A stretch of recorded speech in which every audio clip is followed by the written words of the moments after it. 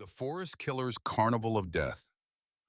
The forests of Moscow's suburbs, once sanctuaries of quiet trails and dappled sunlight, became slaughterhouses in the late 1980s.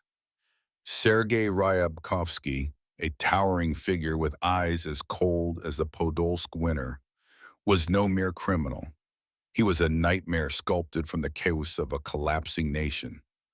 For 5 years, he roamed unchecked, his hands stained with the blood of 19 souls. Klavdia Koklova, 70, stabbed 14 times for a bag of carp on a lonely path. Vitaly Zaitsev, a 15-year-old skier, impaled through his body with his own ski pole. Narcission, her corpse defiled with the scrawled "Greetings from Chechnya." Ryabkovsky's victims, old women, teens, solitary men, fell to knives, screwdrivers, ropes, and even a firecracker shoved into a lifeless body. Each kill was a grotesque performance, a necrophilic dance that fed his twisted hunger for control and left behind mutilated relics of his rage. Russia, teetering on the edge of ruin in the post-Soviet twilight, was fertile ground for such a monster. Economic collapse choked communities, and an overwhelmed militia could barely keep up with the 32,000 murders of 1994. Ryabkovsky thrived in this void, slipping through electric trains and melting into the crowds of Balashika, Podolsk, and Izmailovsky Park. His diary, a chilling ledger of blue and red coffins, charted his kills with meticulous care. A woman, 4 men, 3 boys, each a trophy in his carnival of death. What drove him, the organic brain damage experts later found, sparking his necrophilic urges? Or a deeper, chosen evil, nurtured in the shadows of a broken era? Why did it take 5 years to stop a killer who stood nearly 2 meters tall, his crimes screaming for notice? This true crime odyssey, told across 5 harrowing chapters, plunges into the heart of Ryabkovsky's horrors. From the 1988 murder of Koklova to the 1993 manhunt that finally caged him, we trace a trail of bodies, a killer's confessions, and a system too fractured to act. Survivor screams, a bloodied ski pole, a diary's grim sketches.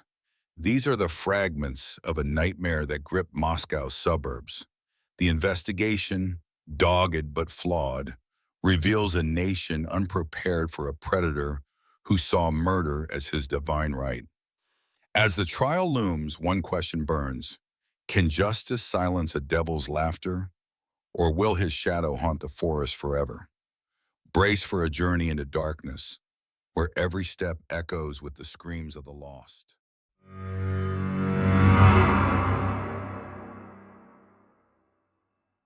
Chapter 1, The First Blood in the Forest. In the fading light of 1988, a quiet Podolsk trail became a killing ground. Sergei Ryabkovsky, a giant with a hollow soul, took his first life, and Moscow's suburbs would never be the same. This is how the forest killer began his dance with death. The autumn sun dips low over Podolsk, a sleepy suburb south of Moscow, casting long shadows across a forest trail. It's September 1988, and the Soviet Union is crumbling, its factories silent, its people hungry. Klavdia Koklova, 70, shuffles along the path, a bag of carp swinging in her hand. Her white headscarf bobs in the dusk, a war veteran's pension card tucked in her worn purse. She's walked this trail to her friend's dacha 100 times, never glancing over her shoulder. But today, a predator watches. Sergei Ryabkovsky, nearly 2 meters tall, his broad frame hidden among the pines, feels a spark ignite in his mind. Something snapped, he'd later say, claiming a mission to cleanse the earth. Koklova to him is no grandmother. She's prey. As her footsteps crunch on the leaves, Ryabkovsky grips a screwdriver, his heart pounding not with fear, but with hunger. This is the moment the forest killer is born, a nation on the brink. Russia in 1988 is a nation unraveling. The Soviet dream lies in tatters, replaced by empty shelves and whispered dissent. Factories in Podolsk and Balashika grind to a halt, leaving workers like Ryabkovsky unemployed, aimless, angry, adrift in a sea of despair. The militia, underfunded and overstretched, struggles to manage rising thefts and brawls, let alone hunt a new breed of predator. By 19Bauer, the country will record 32,000 murders, but in 1988, the storm is just gathering. Suburbs like Podolsk, with their modest dachas and tight-knit communities, feel the strain but cling to a fading sense of safety. Trails through forests, once paths for evening strolls, are becoming gauntlets. Ryabkovsky, 26, is a product of this chaos, a man with a prior conviction for attempted rape, a mind warped by organic brain damage, and a growing urge to kill. Little is known of Ryabkovsky's early life. Born in Balashika, he grew up unremarkable. His height, his only distinction. School records show a quiet boy, average grades, no friends. But somewhere along the line, the world broke him, or he broke himself. A 1980 stint in jail for sexual assault introduced him to violence's thrill, and the diagnosis of brain damage, later noted by experts, hinted at a fuse waiting to blow. By 1980, unemployed and unmarried, he roamed Moscow's suburbs, his tall frame blending into the crowds of electric trains. To passers-by, he was just another face. To himself, he was a god, choosing who lived and who died. The murder of Klavdia Kokhlova. On that September evening, Kokhlova's routine betrays her. Ryabkovsky trails her from the Podolsk market, his eyes locked on her slow gait. The forest trail, flanked by dense pines, is deserted. He moves swiftly, his screwdriver plunging into her chest.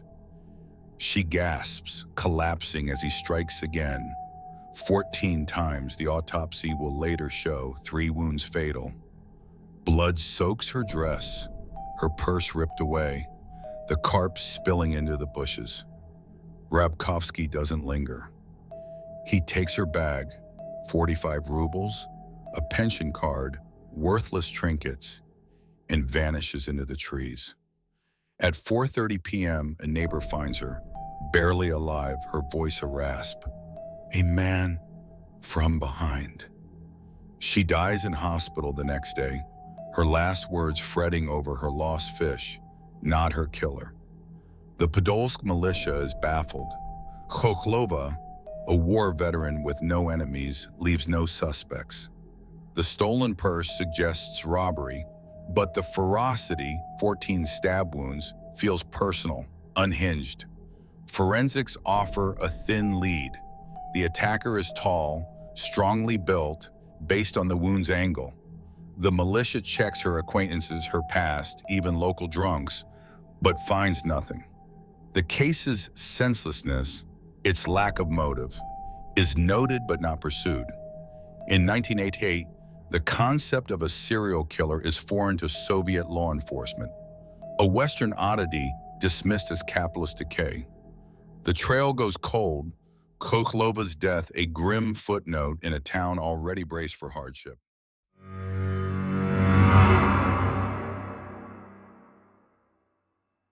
The killing of Vitaly Zaitsev. 4 months later, the suburbs bleed again. It's January 2nd, 1989, in Balashika, a gray industrial sprawl east of Moscow.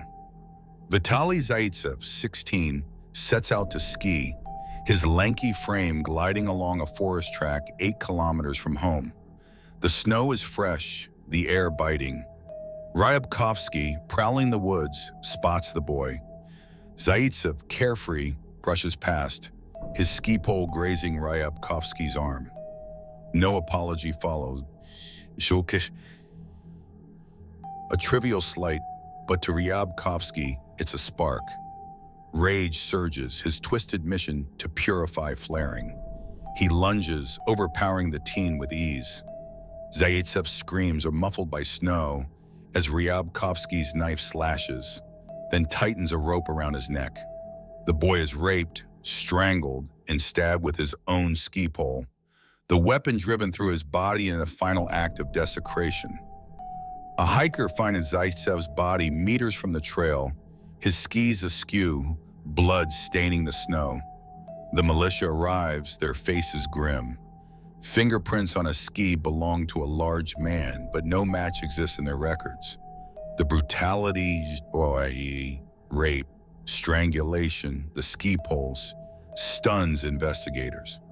Zaitsev, a quiet student, had no enemies. The militia suspects a drifter, perhaps a vagrant, but Balashika's sprawling forests offer no clues. The case, like Khoklova's, stalls. No one connects the two murders, separated by 50 kilometers in months. The idea of a single killer stalking the suburbs doesn't cross their minds. Ryabkovsky, meanwhile, boards an electric train, his hands clean, his diary soon to mark another coffin. A suburb's unseen fear. Podolsk and Balashika, though shaken, don't yet sense a pattern. Khoklova's neighbors lock their doors, but her death feels isolated, a tragic fluke. Zaitsev's murder, more shocking, sparks rumors of a maniac in Balashika, but the militia downplays it, citing no evidence of a repeat offender. The suburbs, still rooted in Soviet communal trust, struggle to imagine a predator among them. Yet the seeds of fear take root. Parents warn children to avoid the woods. Dacha owners glance over their shoulders on evening walks. The electric trains, ferrying workers and shoppers, hum with unease, passengers eyeing strangers in the dim carriages. Ryabkovsky, invisible, thrives in this fractured world.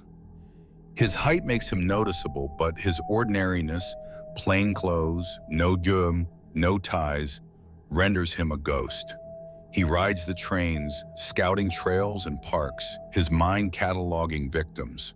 The screwdriver from Khoklova's murder is replaced by a knife, a rope, a growing arsenal. His diary, not yet discovered, begins to fill. Blue coffins for women, red for men, a grim ledger of his cleansing. The militia, bound by outdated methods, chases shadows, unaware that 1989 is just the beginning. More will die, men in Izmailovsky Park, women on ski trails, before the suburbs realize they're hunted. The storm gathers. By late 1989, Ryabkovsky's urges sharpen. Khokhlova and Zaitsev were tests, his first steps into a void where killing feels like destiny. The malicious failure emboldens him, each unpunished crime a validation of his power. In Moscow's suburbs, the forest trails grow quieter, the parks emptier, but life trudges on. No one knows a monster walks among them, his next victim already chosen. The next chapter will take us deeper into Izmailovsky Park's bloody alleys, where Ryabkovsky's spree escalates and the militia's blindness lets a killer dance free.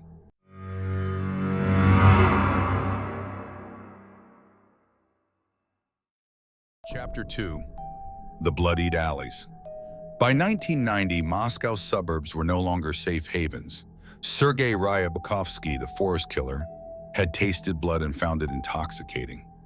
As his body count rose, from Izmailovsky Park to Liberty's ski trails, a shadow spread, one the militia couldn't see. The summer sun filters through the dense canopy of Izmailovsky Park, Moscow's sprawling green heart. On July 7, 1990, families picnic near creaking Soviet-era rides, while couples stroll the park's tattered alleys. But in its quieter corners, where shadows pool and footsteps fade, death waits. Sergei Ryabkovsky, now 29, moves with purpose, his towering frame cloaked in the anonymity of a worn jacket. His diary, tucked in his pocket, holds two coffins, blue for Klavdia Khokhlova, red for Vitaly Zaitsev. Today he hunts again, his twisted mission to cleanse the earth burning brighter. His target, 45-year-old Irina Shumakova, a lone woman walking a secluded path. As her sandals scuff the dirt, Ryabkovsky's knife flashes, and Izmailovsky Park becomes a graveyard. The forest killer's spree is no longer a whisper, it's a scream, and Moscow's suburbs are its echo chamber. A deepening chaos. Russia in 1990 is a nation in freefall. The Soviet Union's collapse accelerates, leaving Moscow's suburbs, Podolsk, Balashika, Lyubertsy, choked by poverty and despair. Breadlines stretch longer, and the militia, crippled by budget cuts, can barely patrol the streets. Crime surges with 1994's 32,000 murders looming on the horizon. In this lawless void, Ryabkovsky thrives, his crimes blending into the era's violence like a single note in a cacophony. Izmailovsky Park, once a symbol of Soviet leisure, is now a patchwork of joy and danger. Its dark corners known for illicit trysts and petty theft. But no one expects a killer who strikes in daylight, leaving bodies mutilated beyond reason. Ryabkovsky, unemployed and drifting, is a ghost in this chaos. His prior conviction for attempted rape, a faint mark in militia files, raises no alarms. The organic brain damage later diagnosed, a shadow on his mind, fuels urges he no longer fights. His diary grows, its pages filling with meticulous notes, train schedules, park paths, and coffins in blue and red ink. To him, each kill is a purification, a righteous act against prostitutes, homosexuals, or anyone who crosses his path. The suburbs, unaware, go about their lives, but the forests and parks are no longer theirs. They belong to the forest killer. The slaughter in Izmailovsky Park. Shumakova's murder sets a new tone. Ryabkovsky spots her in the park, her solitary walk an invitation. He strikes with savage precision, beating her until bones crack, then strangling her with a rope. The knife comes next, slashing her abdomen open, her head severed in a final act of defilement. He rapes her corpse, a ritual that will mark many of his kills. The body, found hours later by a jogger, horrifies the militia. Blood pools in the dirt, the severed head staring blankly. Forensics note semen matching a rare blood type, but no suspect emerges. Shumakova, a quiet office worker with no enemies, leaves no leads. The militia, assuming a personal grudge, checks her contacts, friends, co-workers, ex-lovers, but finds nothing. The murder's brutality, its lack of motive, is filed away, unlinked to Koklova or Zaitsev. 2 years later, Izmailovsky Park bleeds again. On September the 7th, 1992, Nikolai Belkin, 60, is found in a secluded grove, his body posed in a way that screams his sexuality. Ryabkovsky, now driven by a self-proclaimed crusade against homosexuals, lures Belkin with a promise of intimacy. A screwdriver, his old weapon, pierces Belkin's back, followed by strangulation.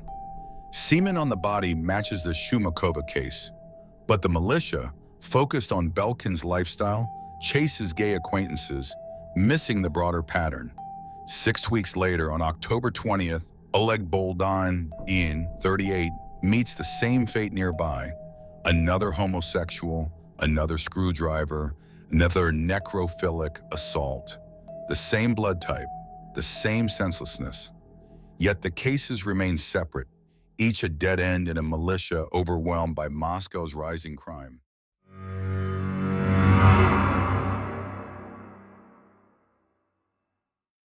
The ski trail horror. Beyond the park, Ryabkovsky's reach grows. In February 1991, in Lyubertsy's snowy forests, he spots Tatiana Norkina, 48, skiing alone.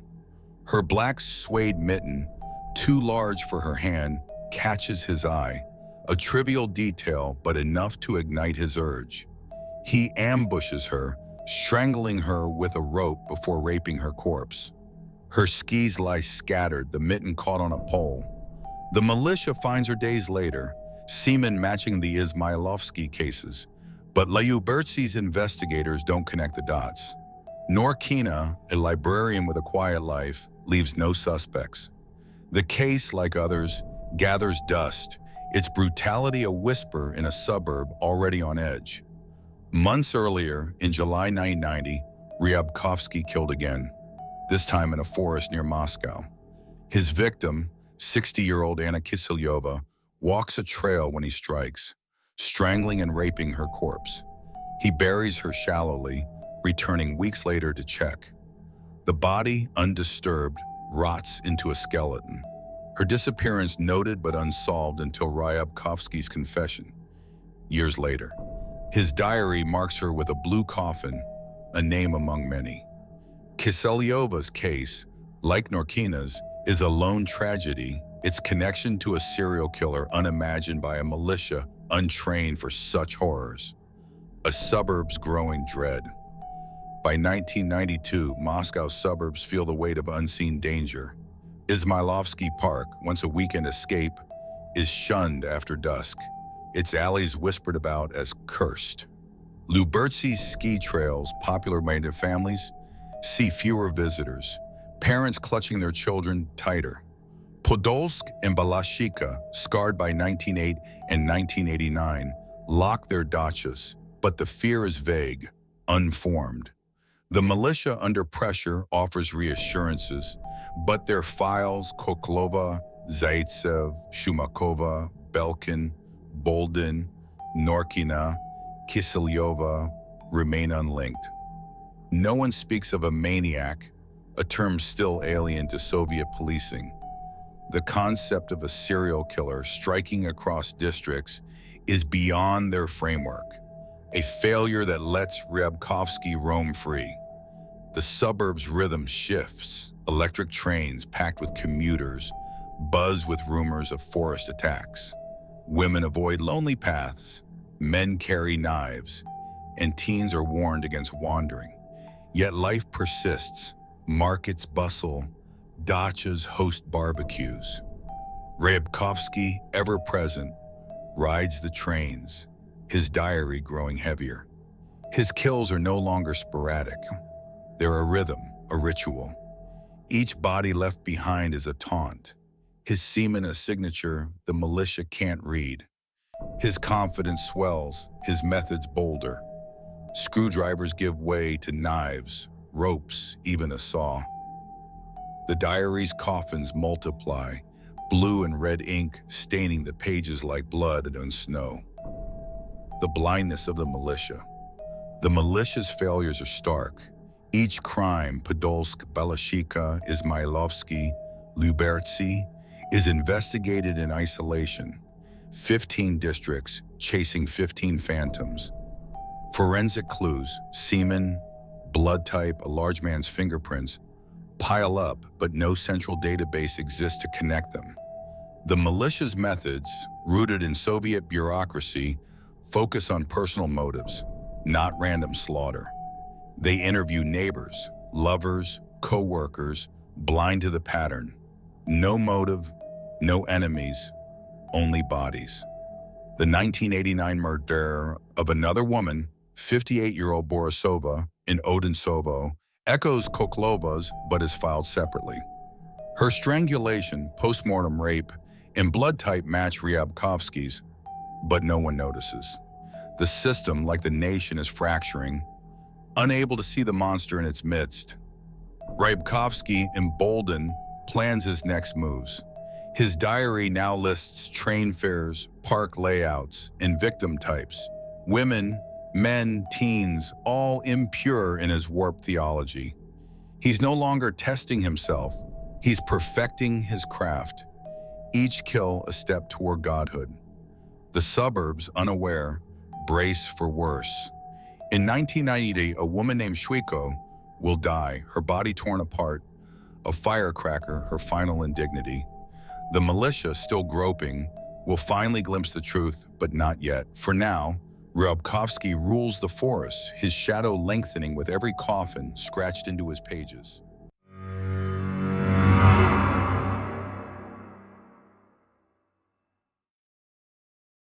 Chapter 3. The Noose Titans. In the frozen spring of 1993, a Podolsk forest trail became a slaughterhouse once more. Sergei Ryabkovsky, the forest killer, struck with unimaginable cruelty, but this time he left a trace.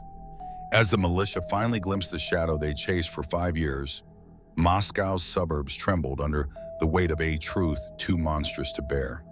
The snow crunches underfoot on a lonely trail in Odintsovo, a suburb west of Moscow, on March 9, 1993. Olga Shuiko, 55, trudges toward her dacha, her breath clouding in the evening chill. Her glasses fog slightly, her purse slung over her shoulder, a routine walk she's made for years. But the forest, once a neighborly shortcut, is no longer safe. Sergei Ryabkovsky, now 31, waits in the shadows of a derelict shed, his towering frame hunched, his diary heavy with 17 coffins, blue for women, red for men. Shuiko, to him, is another impure soul, a target for his self-proclaimed mission to cleanse. As her footsteps near, he grips a rope, his mind alight with the thrill of what's to come. This kill, his most savage yet, will mark a turning point, not just for him, but for the militia who have fumbled in the dark for half a decade. The forest killer's reign is peaking, but his shadow is about to meet the light. A nation's descent. Russia in 1993 is a shadow of its Soviet past. The USSR's collapse has left Moscow's suburbs, Odintsovo, Lyubertsy, Balashikha, reeling from unemployment and despair. The militia, stretched thinner than ever, grapples with a crime wave that will peak at 32,000 murders by 1994. Electric trains, the arteries of the suburbs, carry whispers of forest maniacs, but no one names the threat. Ryabkovsky, a specter in this chaos, exploits the fractured system. His prior conviction for attempted rape, buried in dusty files, and his organic brain damage, undiagnosed until later, make him a ticking bomb. His diary, now a meticulous ledger of death, lists train fares, victim profiles, and coffins. 12 women, 4 men, 3 boys by early 1993. To him, each kill is a sacrament. His necrophilic urges a divine right. Odintsovo, like Podolsk before it, clings to a fading sense of community. Dacha owners tend gardens, but trails are avoided after dusk. The murders of Klavdia Koklova, 1988, Vitaly Zaitsev, 1989, Irina Shumakova, 1990, and others haunt the suburbs, their files unlinked across 15 districts. Izmailovsky Park, scarred by the 1992 killings of Nikolai Belkin and Oleg Boldin, is a whispered warning. Yet the militia, bound by Soviet-era methods, chases personal motives, blind to the serial killer in their midst. Ryabkovsky, emboldened by their failures, grows reckless. His crimes more brazen, his signatures, like semen and severed limbs, louder taunts. The slaughter of Olga Shuiko. Shuiko's murder is Ryabkovsky's cruelest yet. He watches her from the shed, having scouted the trail for hours. As she passes, he springs, his rope snapping tight around her neck. She chokes, her glasses falling, one lens catching his thumbprint. He strangles her, her body slumping, then rapes her corpse, his ritual now second nature. But this time he goes further. He tears her abdomen open, stuffing a firecracker inside, lighting the fuse in a grotesque finale. The explosion mangles her remains, blood and tissue staining the snow. He takes her purse and watch, worthless trinkets, and flees, leaving her glasses glinting in the dusk. 2 days later, on March 11th, a dacha owner finds her. The scene so horrific that militia officers gag.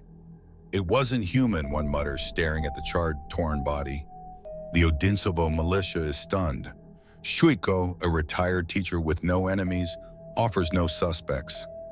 Forensics yield a breakthrough, a clear fingerprint on her glasses, sent for analysis. Semen matches the blood type from Izmailovsky Park and Lubertsy cases, but no suspect emerges.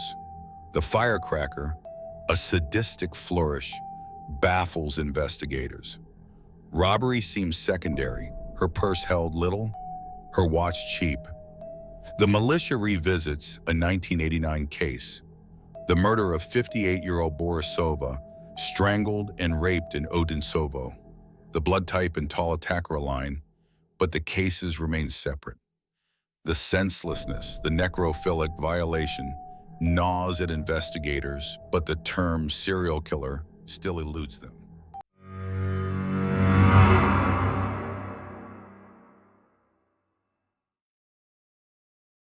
A survivor's cry. The investigation shifts with a new lead. 3 months earlier, in December 1992, 57-year-old Anna Fokina survived an attack in Odinsovo. Walking a forest trail, she sensed a shadow, Ryabkovsky, trailing her from an electric train. He lunged, his hands on her throat, but Fokina sprayed a gas canister, stunning him. She fled, bruised but alive, and didn't report it, fearing shame. Now, questioned by militia, she describes a tall, unfamiliar man, her words sharp. "I'd know him anywhere." Her account, paired with Shwiko's murder, sparks a theory. The killer isn't local. He hunts via trains, stalking victims at stations or on trails. Fokina's description, nearly 2 meters, broad-shouldered, yields a sketch distributed to militia across Moscow's suburbs. The militia's approach changes. They focus on electric trains, stations, and forest paths, tailing lone women to bait the killer. Officers in plain clothes patrol Odinsovo's dachas, their eyes on tall strangers. The sketch, plastered at stations, stirs whispers, the maniac's real. But the fingerprint analysis drags. 2 months, no match yet.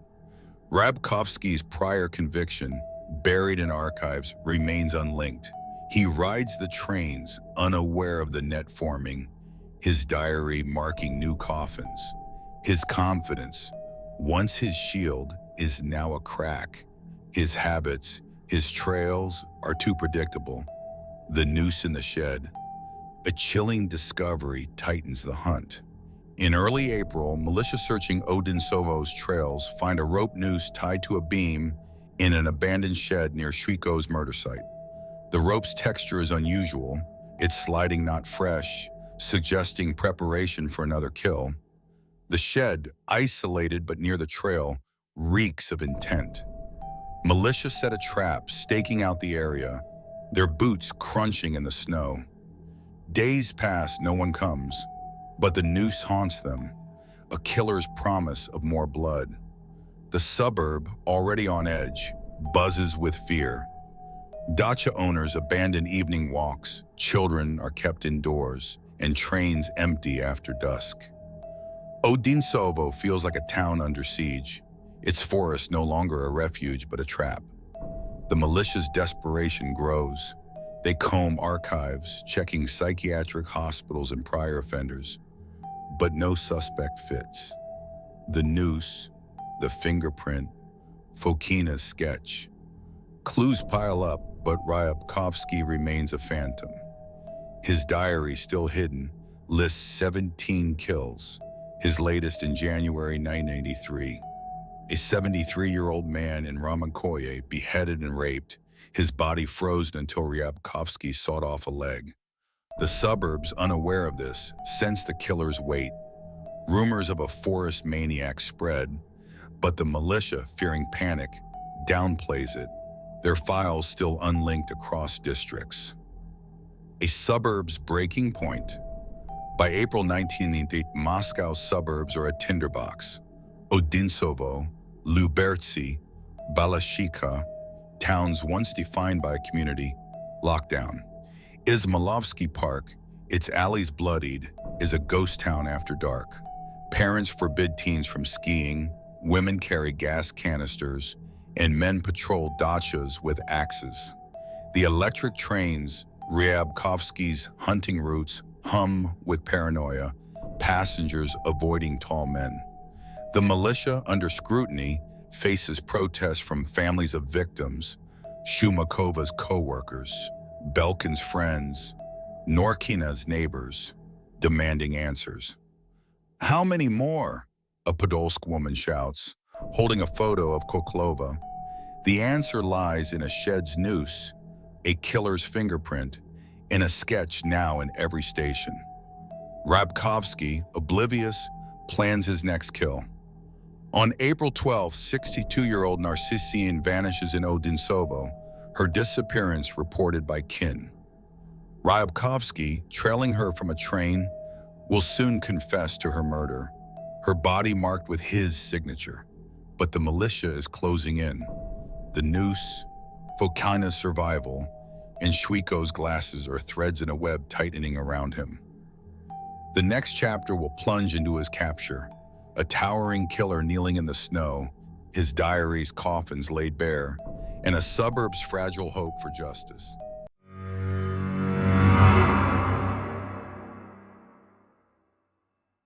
Chapter: The Monster Unmasked. April 13, 1993. A towering figure kneels in the Odinsovo snow, his hands raised, a killer's reign ended by a malicious, desperate gamble. Sergei Ryabkovsky, the forest killer, is caught, but his confessions and diary reveal a horror far darker than anyone imagined. Moscow's suburbs face their nightmare's face, and it has no remorse. The dust settles over Odinsovo's forest trail, the snow glowing faintly under a gray April sky. It's April 13th, 1990, and the air is thick with tension. Militia officers hidden near an abandoned shed grip their pistols, their eyes locked on a figure approaching through the pines. He's tall, nearly 2 meters, his broad shoulders hunched, a rope coiled in his pocket. Sergei Ryabkovsky, 31, the man they've hunted since Olga Shwiko's mutilated body shocked the suburb a month ago, walks unaware into their trap. "Hands up!" an officer shouts, his gun steady. Ryabkovsky freezes, his face blank, then sinks to his knees, a giant felled without a fight.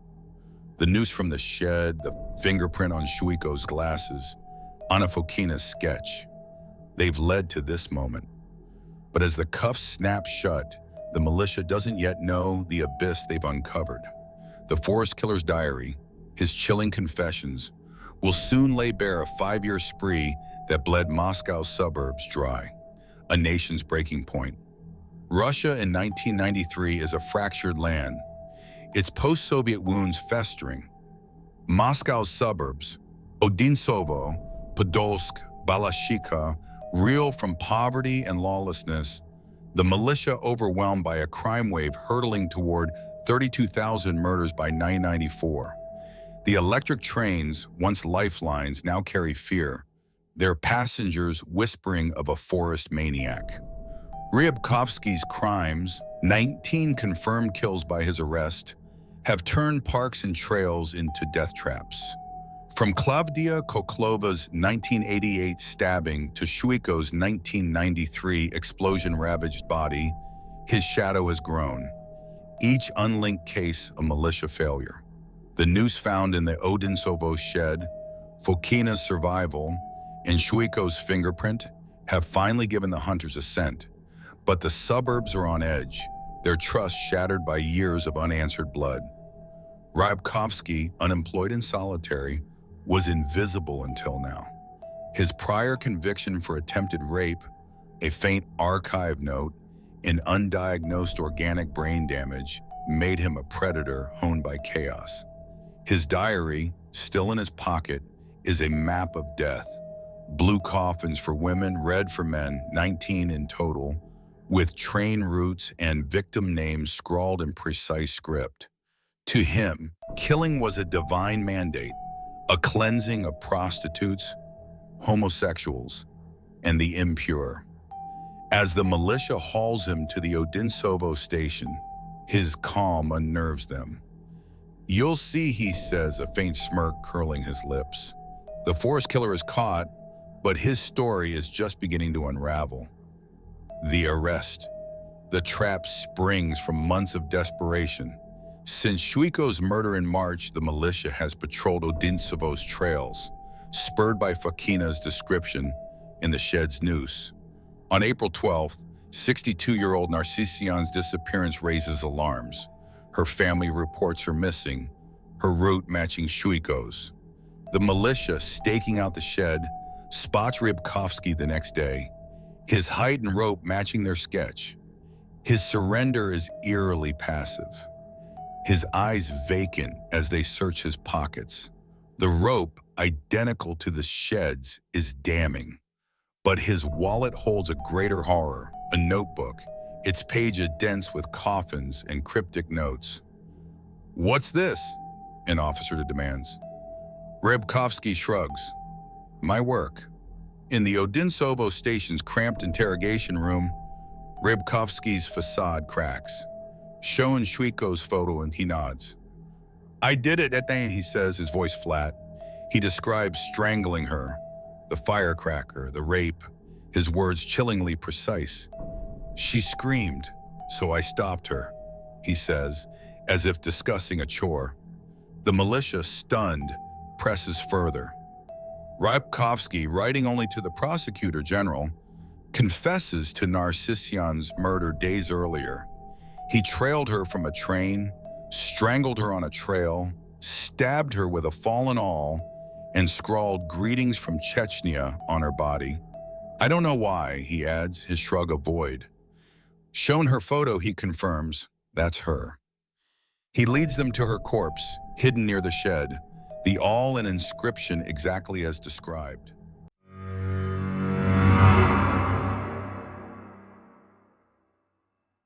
The diary's coffins. The diary seized from his Balashika apartment is a bombshell. Its pages, written in meticulous calligraphy, list 19 victims, 12 blue coffins for women, 7 red for men and boys.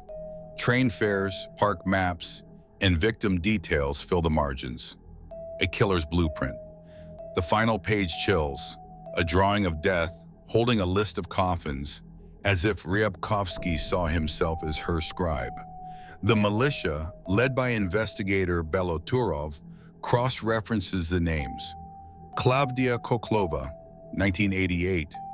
Vitaly Zaitsev, 1989. Irina Shumakova, 1990. Tatiana Norkina, 1991. Nikolai Belkin and Oleg Boldin, 1992. All match, their unlinked files now a grim mosaic. Anna Kiselyova's 1990 skeleton, found after Ryabkovsky's directions, confirms another. Each confession, delivered with robotic calm, peels back years of militia blindness. Ryabkovsky's admissions escalate. In Ramenkoy, April 8, 1993, he killed 15-year-old Renat Kabibulin, a disabled boy who trusted him. He was weak, Ryabkovsky says, describing how he strangled, raped, and beheaded the teen with a penknife, leaving the head elsewhere. Leading militia to the body, he points to the spot. There's the head. The scene, Kabibulin's torso in a ditch, his school bag nearby, shatters the officers.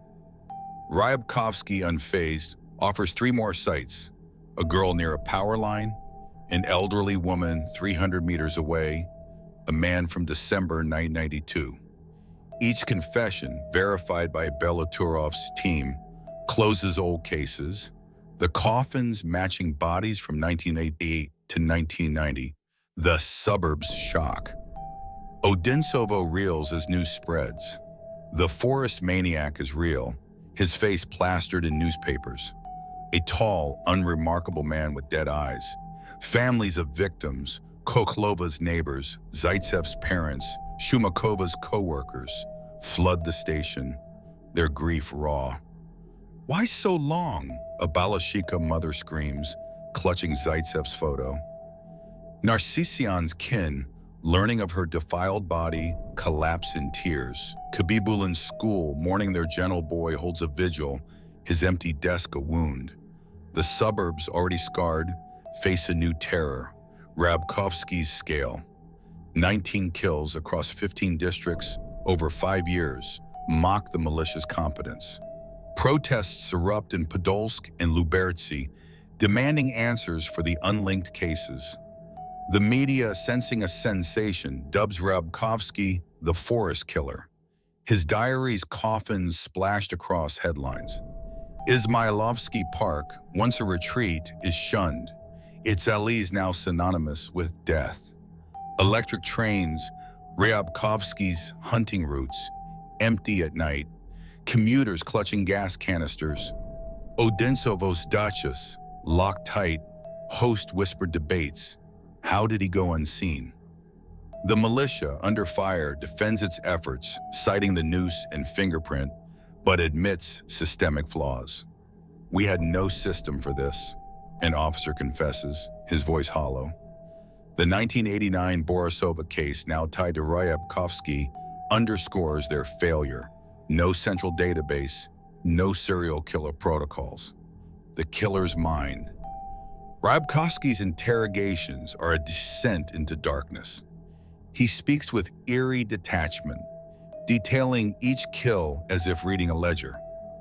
I cleanse them, he says of Belkin and Bolden, his homosexual targets. She was filthy, he claims of Shchuiko, justifying the firecracker. His diary, analyzed by Beloturov, reveals a mind both chaotic and precise. Train schedules are flawless, victim names exact, yet his mission is delusional, rooted in a warped theology of purification. The organic brain damage, later noted, explains his necrophilic urges, but his clarity, writing only to the prosecutor, guiding militia to bodies, shows a calculated killer, not a madman.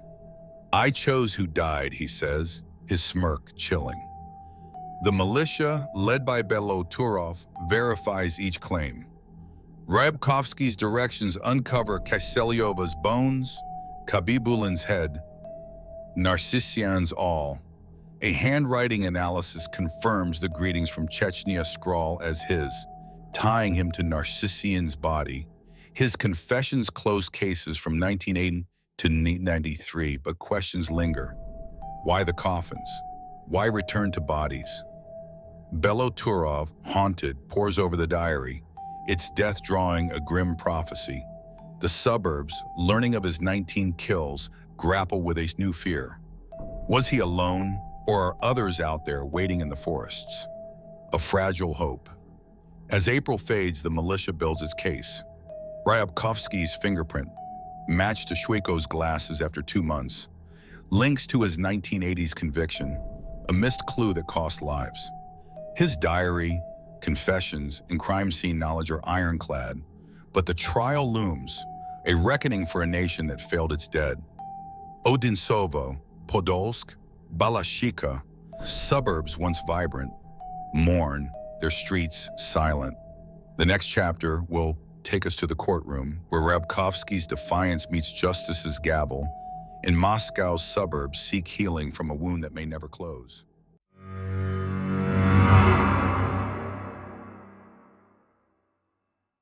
Chapter 5. The Gavel's Hollow Echo. In a Moscow courtroom 1993, the forest killer faces justice, his diaries in 19 coffins laid bare. Sergei Ryabkovsky, defiant to the end, demands the world bend to his will. But as the gavel falls, Moscow's suburbs ask, can a death sentence heal wounds carved by 5 years of terror, or will his shadow linger in the forest forever? The Moscow Regional Courtroom is a stifling box of worn wood and faded Soviet banners, its air thick with the weight of judgment. It's late '93, and the benches brim with the haunted, families clutching photos of the dead, reporters scribbling furiously, Odintsovo residents whose lives crumbled under Sergei Ryabkovsky's blade. The Forest Killer 31 stands in the dock, his towering frame cuffed, his eyes a void that chills the room. His diary, with its 19 coffins, 12 blue for women, 7 red for men and boys, sits on the evidence table, a grim ledger of a 5-year spree that bled Moscow's suburbs dry. From Klavdia Kochlova's 1988 murder to Renat Khabibulin's beheading in 1993, Ryabkovsky's crimes have shattered communities, and now justice demands its due. But as the trial unfolds, his defiance and the scars he left raise a haunting question. Can a gavel silence a devil, or will his laughter echo in the forest forever? A nation's reckoning. Russia in 1993 is a wounded giant, its post-Soviet wounds festering. Moscow's suburbs, Odintsovo, Podolsk, Balashika, Lyubertsy, are battlegrounds of poverty and fear, their trails and parks tainted by Ryabkovsky's shadow. His 19 kills, confessed in chilling detail after his April arrest, have exposed a militia crippled by disarray. The diary, with its coffins and train schedules and confessions tying him to bodies from 1908 to 1993, are undeniable. Yet the suburbs demand more than proof. They want closure, a promise that the forests are safe again. The trial, overseen by the Moscow Regional Court, is a beacon of hope, but also a mirror to a nation that let a monster roam for 5 years. Ryabkovsky, once invisible, is now infamous. His prior conviction for attempted rape, missed by the militia, and organic brain damage, noted but undiagnosed until now, paint a predator forged by neglect. His diary, with its death drawing and meticulous notes, reveals a mind that saw murder as a divine cleansing. As he faces the court, his calm from interrogations is gone, replaced by a beastly rage that stuns onlookers. The suburbs, watching, brace for answers, but fear the truth may wound deeper than the crimes. The trial's fury. The trial, spanning weeks, is a grim theater. Prosecutors, led by investigator Belo Turov, present a mountain of evidence. The diary's 19 coffins, Ryabkovsky's confessions, forensic matches, semen, fingerprints, the greetings from Chechnya scrawl. Witnesses recount horrors.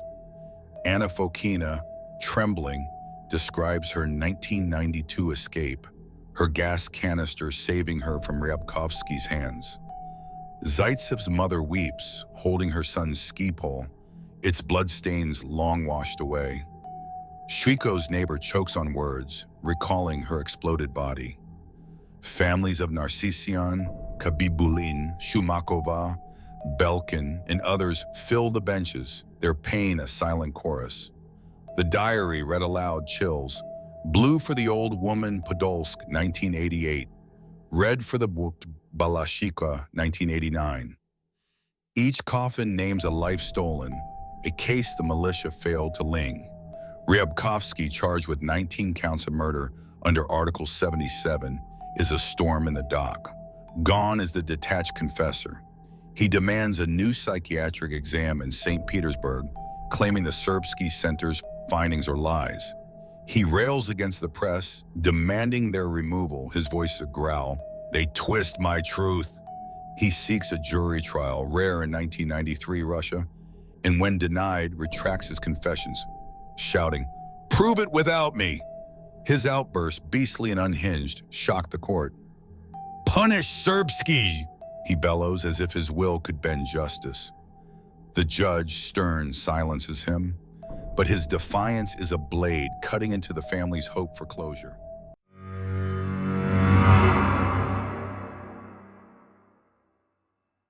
The psychiatric verdict. The Serbsky Center's findings are pivotal. Experts diagnose organic brain damage, driving Ryabkovsky's necrophilic urges, but declare him fully sane. He knew what he did, a psychiatrist testifies, her voice steady. He chose it. The report details his cleansing delusion, his diary, a calculated record, not a madman's scrawl. Ryabkovsky, expecting a madness plea, is shaken, his face paling as the verdict lands. The courtroom, hearing of his 19 ritualistic kills, stabbings, strangulations, beheadings, firecrackers, recoils. He wasn't insane, a juror whispers. He was evil. The families, torn between relief and horror, clutch photos tighter. Their dead denied even the excuse of a broken mind. The prosecution paints Ryabkovsky as a predator who thrived in Russia's chaos. He hunted for pleasure, Beloturov says, holding the diary. 19 lives, from a 15-year-old boy to a 73-year-old man, ended because he could. The defense, grasping, cites his brain damage, but the court is unmoved. Fokena's testimony, the diary's precision, and Ryabkovsky's own words, "I chose who died," seal his fate. The families watching seek not just punishment, but understanding. Why their loved ones? The answer, in Ryabkovsky's smirk, is a void. No reason, only hunger. The death sentence. The verdict, delivered in late 1993, is a thunderclap.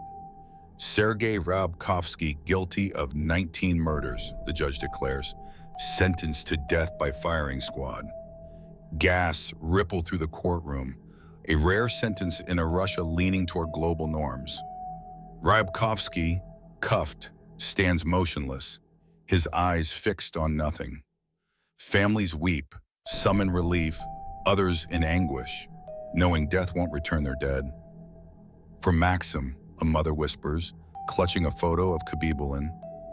Narcission's kin, silent, nod, their pain unsoothed by the gavel. The suburbs, watching via grainy TV reports, feel a hollow victory. He's gone, an Odintsovo man says, but so are they. The sentence, upheld in 1994, marks a legal end, but not an emotional one. Ryabkovsky, awaiting execution in a Moscow prison, remains defiant, his demands echoing in news reports. The families leaving the courtroom carry their grief. Koklova's neighbors, Zaitsev's parents, Shuiko's friends. It's not enough, a Podolsk woman says, her voice breaking. Nothing brings her back. The trial, meant to heal, exposes a deeper wound, a system that failed for 5 years, letting 19 die before a noose and a fingerprint stopped the killer.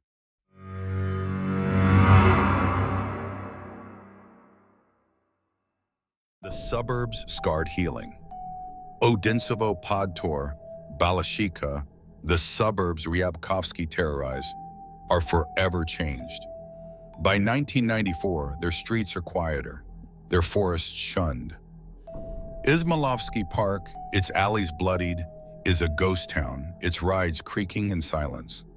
Dacha doors, once open, bristle with locks, and parents forbid children from trails. Electric trains, Ryabkovsky's hunting routes, hum with caution, passengers avoiding tall men. Vigils light up Odintsovo, candles glowing for Shuiko, Narcission, Khabibulin, their names etched in memory.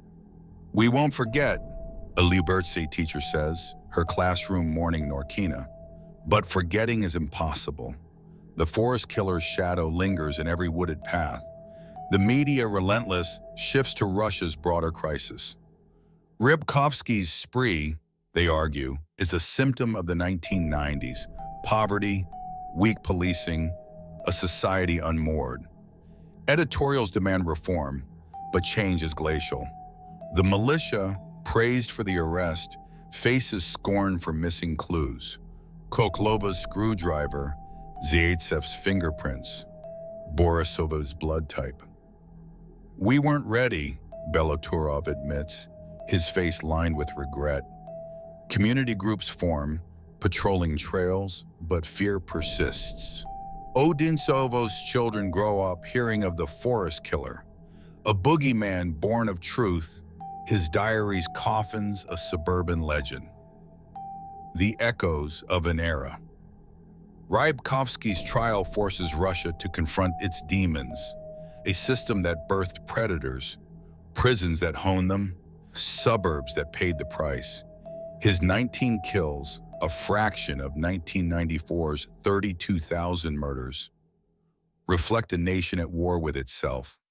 Odinsovo rebuilds, its markets stirring, but empty homes, Shuiko's dacha, Kabibulin's school, stand as scars.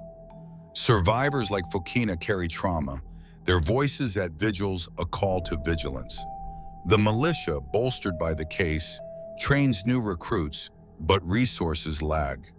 Detectives, haunted by bloody trails, retire or drink, their dreams stained by Ryabkovsky's smirk.